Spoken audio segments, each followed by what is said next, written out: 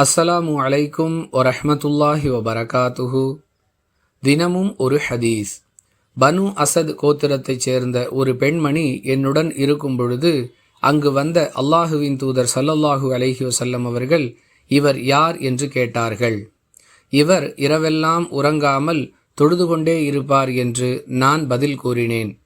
இதை கேட்ட அல்லாஹுவின் தூதர் ஸல்லல்லாஹு அலைஹி வஸல்லம் அவர்கள், நிறுத்து, உங்களால் இயன்றதை செய்யுங்கள், நீங்கள் சலிப்படையும் வரை அல்லாஹ் சலிப்படைய மாட்டான் என்று கூறினார்கள் என ஆயிஷா ரதியல்லாஹு அன்ஹா அவர்கள் அறிவிக்கிறார்கள்.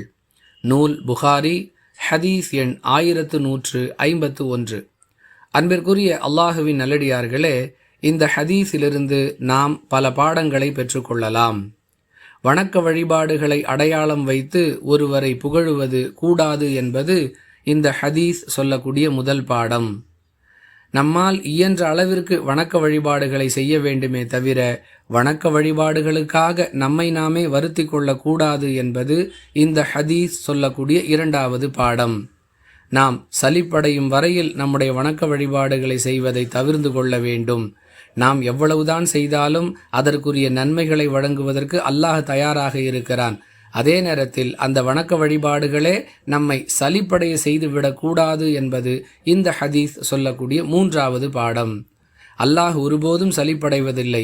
நாம் தான் நம்முடைய அசதியின் காரணமாக வணக்க வழிபாட்டிலேயே சலிப்படைந்து விடுகிறோம். இதையெல்லாம் கவனத்தில் கொண்டு நம்முடைய நடவடிக்கைகளை அமைத்து கொள்ள வேண்டும். வாஹிரு தஅவானா அனில் ஹம்துலில்லாஹி ரப்பில் ஆலமீன். அஸ்ஸலாமு அலைக்கும் வரஹ்மத்துல்லாஹி வபரகாத்துஹு.